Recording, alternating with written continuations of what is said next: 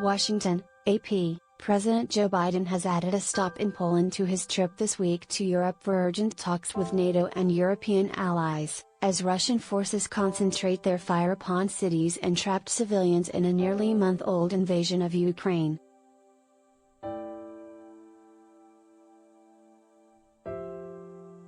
Biden will first travel to Brussels and then to Poland to meet with leaders there, Press Secretary Jen Psaki said in a statement Sunday night.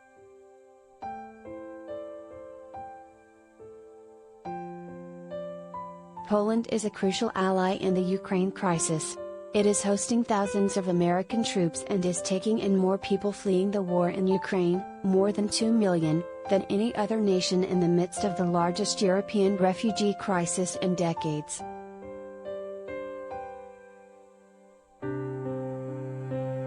Biden will head to Warsaw for a bilateral meeting with President Andrzej Duda scheduled for Saturday. Biden will discuss how the U.S., along with its allies and partners, is responding to the humanitarian and human rights crisis that Russia's unjustified and unprovoked war on Ukraine has created, Psaki said.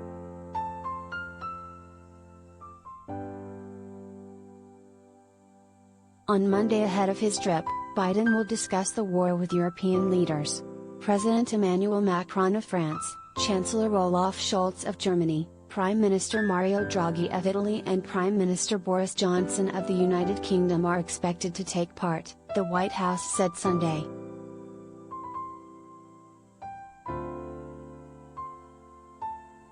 White House officials have said Biden has no plans to travel to Ukraine. Secretary of State Antony Blinken, while in Poland this month, briefly crossed into neighboring Ukraine in a show of solidarity alongside that country's foreign minister, Dmytro Kuleba. Poland has been one of the most vocal countries in asking fellow NATO members to consider getting more involved to rein in the bloodshed.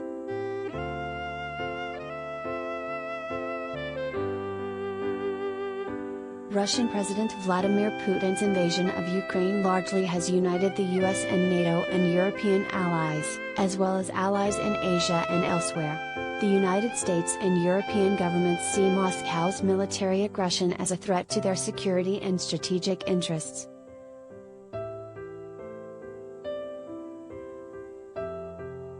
Biden and NATO have said repeatedly that while the US and NATO will provide weapons and other defensive support to non-NATO member Ukraine, they are determined to avoid any escalation on behalf of Kyiv that risks a broader war with Russia.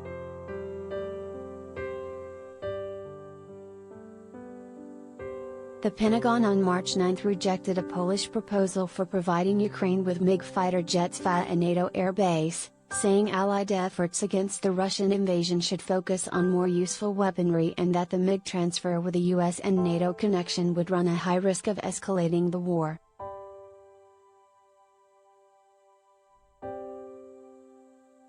Ukraine's President, Volodymyr Zelensky, has pleaded for the US to provide his military with more aircraft and advanced air defense systems. NATO and the United States have rejected his appeals to establish a no-fly zone over Ukraine to suppress Russian air power, saying it would put Western forces in direct conflict with Russian ones.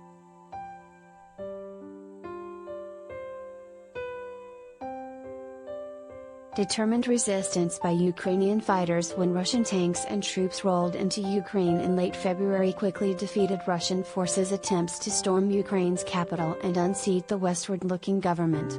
Denied an easy and early victory, Russia's military is reverting to the scorched earth tactics of its past offensives in Syria and Chechnya, and pounding population centers with airstrikes and artillery barrages that leave civilians like those in the port city of Mariupol able to safely venture out for food or water, to bury the dead, or to flee.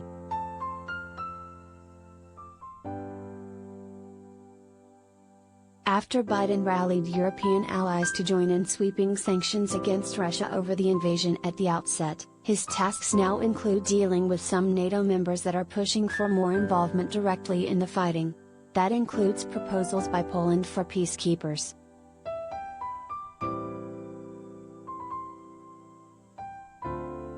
Biden's trip includes a summit Thursday of NATO leaders, who will use the meeting to look at strengthening the bloc's own deterrence and defense, immediately and in the long term, to deal with the now openly confrontational Putin.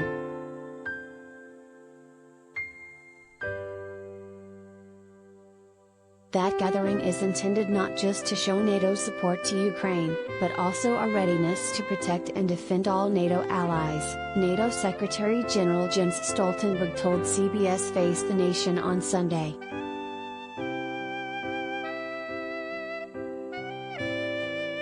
And by sending that message, we are preventing an escalation of the conflict to a full-fledged war between NATO and Russia, Stoltenberg said.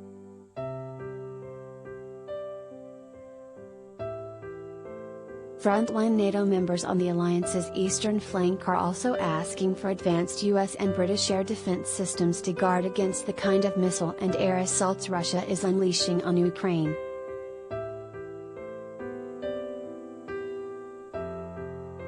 We have to strengthen our eastern flank of NATO. We have been talking about this for years, but now it's time for action, Estonia's Prime Minister, Kaja Kallas, told CNN's State of the Union.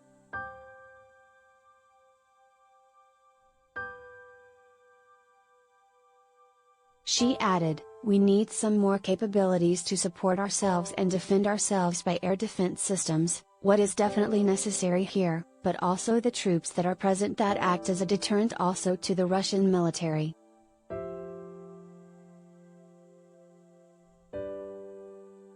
Noting that Russia is firing missiles from such a long range that they can also reach Paris from where they are shooting right now, Kallas said European leaders must understand that this defense is our common issue, and it's not a theoretical discussion, but issue in real life.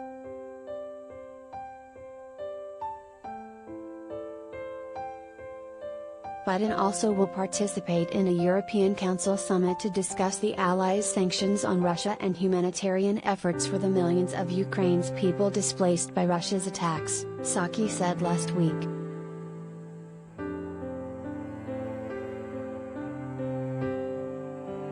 His agenda includes a meeting of leaders of the Group of 7 countries to discuss the punishing financial and economic penalties that the West and its allies have leveled on Russia over its invasion, Psaki said.